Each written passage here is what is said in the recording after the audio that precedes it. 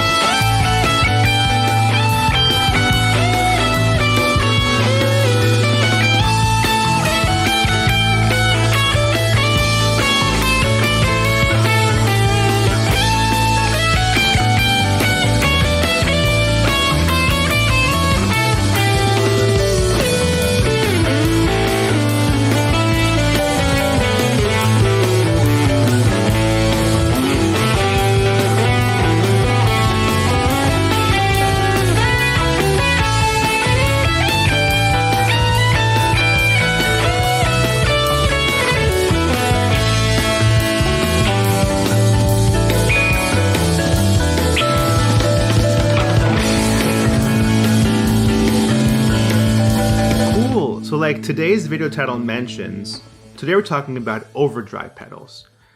When I was writing this outline, I realized this is a video I wish I had as a young guitar player. You know, we all had that phrase in our guitar playing journey where we saw our favorite guitar player and we bought the pedals that they use, right?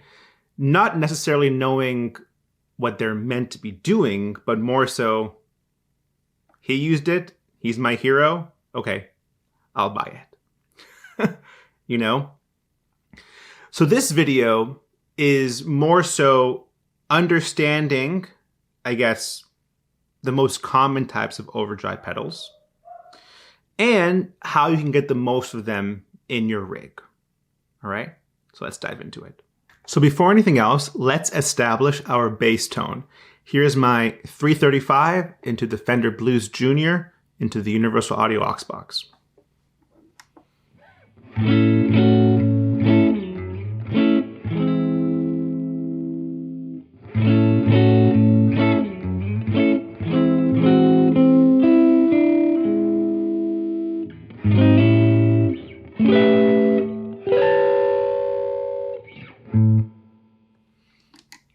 Middle position.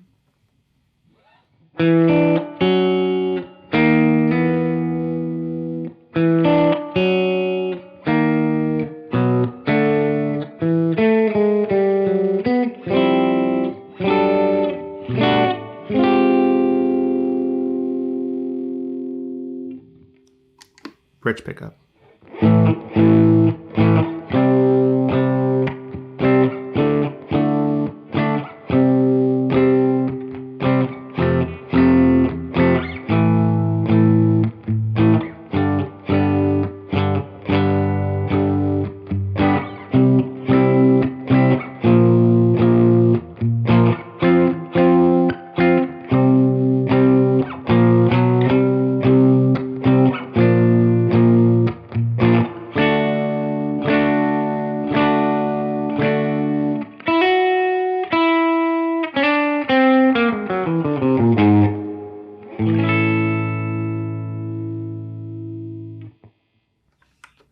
Perfect bass tone.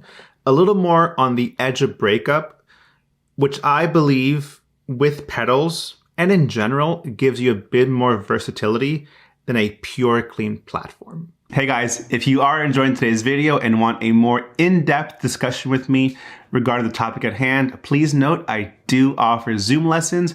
All my info is down below, so please reach out if you're interested. Back to the video.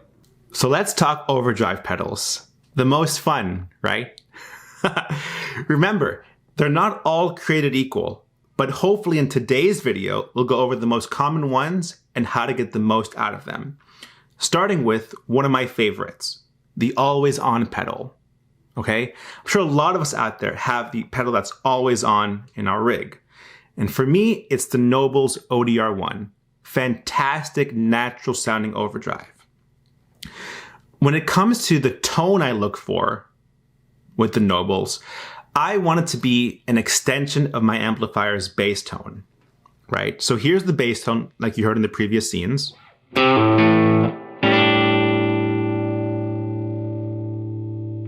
With the Nobels.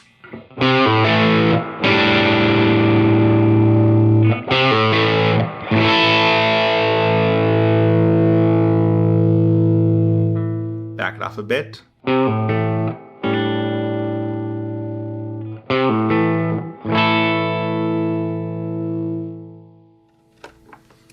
Great dynamic range, right? Again, the goal is to be an extension of the bass tone, which means not a lot of overdrive, right? I keep the overdrive between 9 o'clock and 10 o'clock. Low overdrive, but also a lot of color from the pedal. The main function also of this always on pedal is it serves as a great foundation to run pedals into it. Does that make sense? And for me personally, that's where the transparent overdrive comes into play. So here's our bass tone with the Nobels.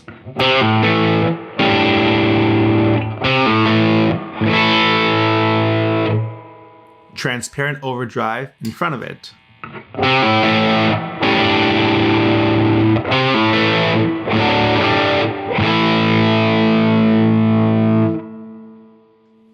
That's the Ceriatone Centura, a fantastic clone, right?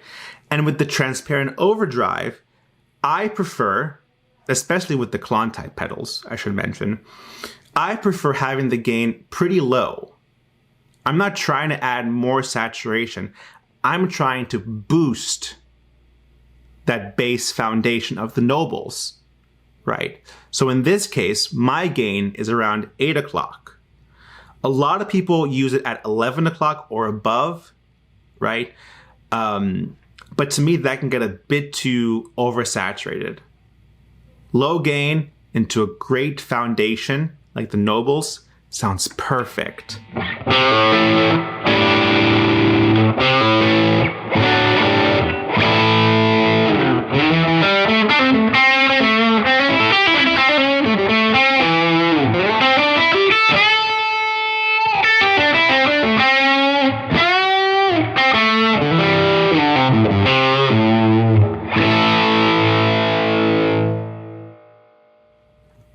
Great tone. Let's check out the mid-boost pedal. So let's talk mid-boost overdrive. Obviously, we're talking about the Tubescreamer. We all have one, and we all bought it because we saw Stevie Ray Vaughan and or John Mayer, right? It's obvious. In today's video, I'm using the TS10 variant, but really any Tubescreamer does the job perfectly. Now, when it comes to the Tubescreamer, it's adding the gain, the mid-hump, and the color, right? Whereas in the previous scene, the transparent overdrive is just more of a clean boost, right? I'm sure for a lot of us out there, we had difficulty with the Tubescreamer with humbuckers, right? Especially into clean Fender platforms.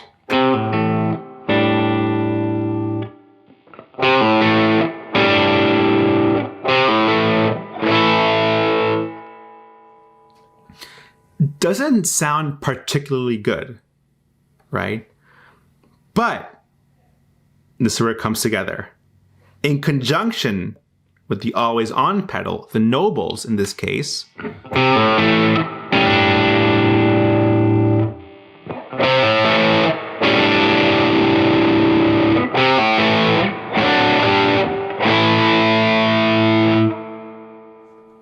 it's a match made in heaven. So good.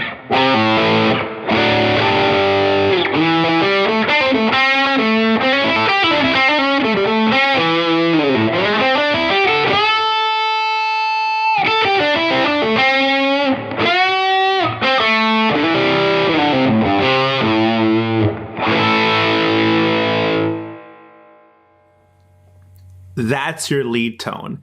It's fantastic.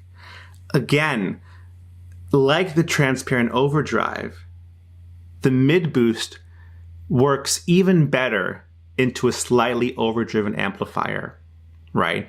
And that's how to get the most out of the natural or always on overdrive, the transparent overdrive, and the mid boost. Let's check out one more in the amp in the box. So let's talk about amp in the box type pedals. My favorite are the dumble in a box pedals. As you guys know, I am a huge dumble enthusiast. I've played many a dumble, and they're incredible amplifiers, especially when you find the one that suits you the best. So for today's video, I'm playing the Vertex Ultraphonix Mark II. Fantastic pedal. And when it comes to the amp in the box pedal, I treat it very similarly to the always on pedal, an extension of your amplifier's clean tone, right? What I don't do is I don't add a lot of gain. It's easier to add gain than it is to take it away, all right? So here's our bass tone. Add in the Ultraphonix.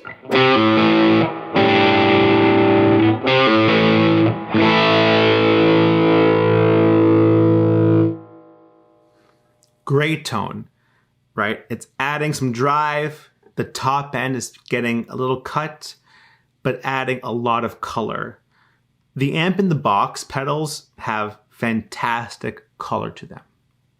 Now, you might be saying that's not a lot of gain, right? Which really isn't. But again, tying together the previous scenes, this is where the transparent overdrive comes in handy perfectly. So just Ultraphonix. Add in our transparent overdrive in the Ceriatone Centura.